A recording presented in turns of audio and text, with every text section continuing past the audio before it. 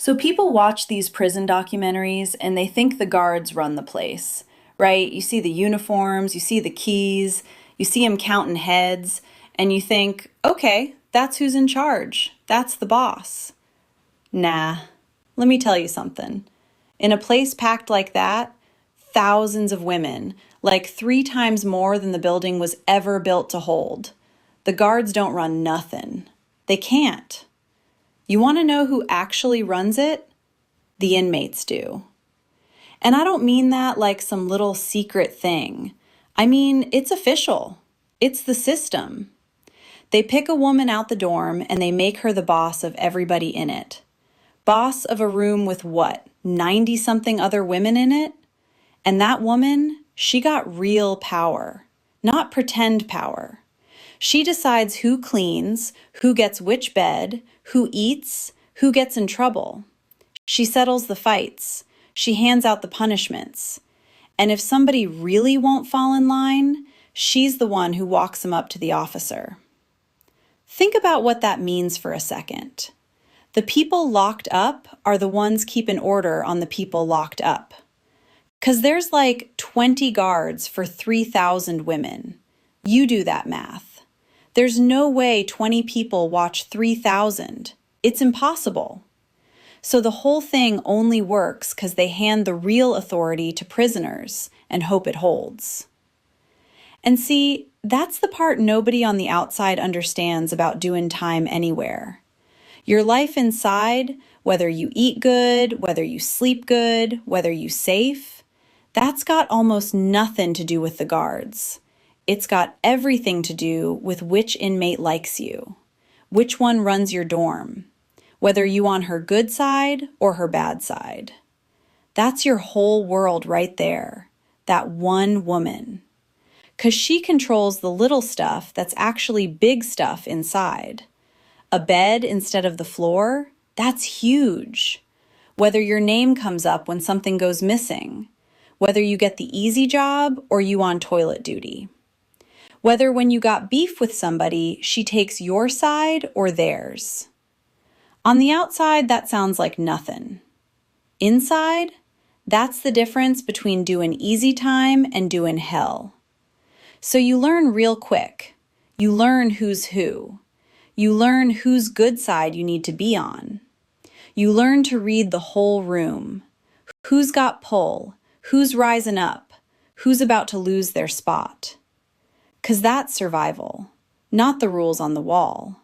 The rules on the wall don't mean nothing compared to the rules the women set themselves. And let me tell you how that actually goes when you first walk in, 'cause this is the part that'll get you hurt if you don't catch on quick. When you new, you don't know none of this. You think the guard is the one you gotta worry about. You walk in looking for the person in the uniform, like that's who's in charge of you. And you're wrong. And everybody in that dorm already knows you're wrong, and they watching you figure it out. Those first few days, everybody's reading you. Are you loud? Are you scared? You gonna be a problem? You got people on the outside, or you all alone? Who you gonna attach to? They clock in all of it while you still trying to figure out where the bathroom is. And the dorm boss especially is watching, 'cause she gotta decide what you are to her. You useful? You trouble? You somebody she can use, or somebody she gotta watch? And the smart thing, the thing takes some women way too long to learn, is you shut up and you watch first. You don't come in loud. You don't come in trying to prove something. You watch who everybody else listens to. You see who talks and people go quiet. You see who eats first. You see who got the good bed. That tells you the whole order of the place in about a day if you're paying attention. And then you figure out how to stay out the way of the wrong people and get right with the right ones. The women who can't read that, who come in swinging or come in acting like they run something, those are the ones that have the hardest time. Every time. And here's the thing that I think people get wrong. They hear inmates run it. and they think chaos. They think it's gotta be brutal, just the strongest beating on the weakest. And yeah, it can be, but a lot of the time it's more organized than the official system ever was. There's a structure. There's somebody in charge, somebody under them, somebody who keeps the money, somebody who handles the beds. It's a whole little government running inside, built by women who got nothing and figured out how to run themselves anyway, because nobody else was going to do it for them. And the engine under all of it, the thing that really makes that little government run, is money. People don't get how much money matters inside. You think because everybody's locked up, everybody's equal? No. There's rich and poor inside the same way there is out here, just smaller numbers. If you got somebody on the outside putting money on your books, or you got a hustle going inside, you eat different. You buy your own food, cook your own food, instead of choking down whatever they hand out. You got things to trade. You got soap, you got snacks, you got the little comforts that make a day bearable. And all that buys you standing. And the women who got nothing, no money, nobody outside, nothing coming in, they at the bottom. They eat what the state gives them, and that's it. And that gap between the ones with a little and the ones with nothing, that's where so much of the trouble starts. The jealousy, the debts. Somebody borrows and can't pay back. Somebody's got and somebody else wants. The dorm boss is sitting on top of all that, trying to keep it from blowing up. And a lot of times, she's taken a cut of everything moving through too. 'Cause why wouldn't she? She got the power, the money flows toward the power, same as anywhere. So when you watch these places and you see the little shops, the women selling food, cooking, trading, that's not cute. That's not a nice little detail. That's the real economy of the place. And it's tied right into who's got power over who. Money and power inside are the same thing, just like out here. The only difference is the amounts are tiny and the stakes feel enormous.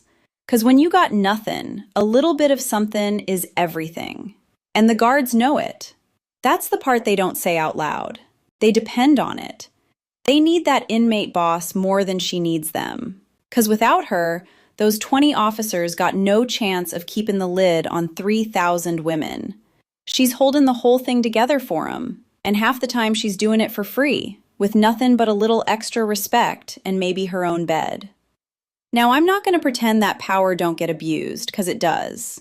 You give one person that much say over everybody else, you better believe some of them let it go to their head.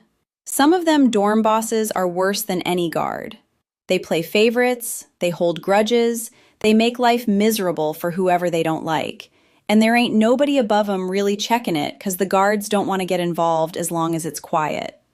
So if the wrong woman's got that power over you, that's a long, long sentence right there. And you want to know what crossing her actually looks like? Because it's usually not what people picture. People think it's going to be some big fight, some dramatic thing. Sometimes, yeah. But mostly it's quieter than that, and worse. You cross the dorm boss and suddenly your life just gets harder in 100 little ways. You get put on the worst jobs, cleaning the toilets every single day. Your bed gets moved to the worst spot, by the noise, by the door, wherever's miserable. When food gets handed out, you somehow always at the back of the line, always get the worst of it. When something goes missing, funny how your name's the one that comes up. And the worst part, she turns the room on you. 'Cause everybody else in that dorm, they not gonna risk getting on her bad side to help you. So they go cold, people you thought was cool with you stop talking to you, 'cause being your friend now costs them. And there you are, surrounded by 90 women, and not one of them will look at you. That isolation, that's the punishment. That'll break a person faster than any beating. And there's no guard you can go to about it, 'cause what are you gonna say? The lady in charge of my dorm is being mean to me? They don't care. They want the dorm quiet, and she keeps it quiet, so she's useful to them, and you're not. You're on your own. That's why people fall in line. Not 'cause they're scared of getting jumped, though that's real too. It's 'cause they can't survive being froze out. Humans ain't built for that. So you learn to keep the peace, keep your head down, stay right with whoever's holding the power. That's the whole game. But here's what gets me. The whole place is sold to you like it's the state in control, the government, the officers, law and order. And the truth is, the law stops at the gate. Inside that gate, it's a society the women built themselves, with their own bosses and their own rules and their own punishments.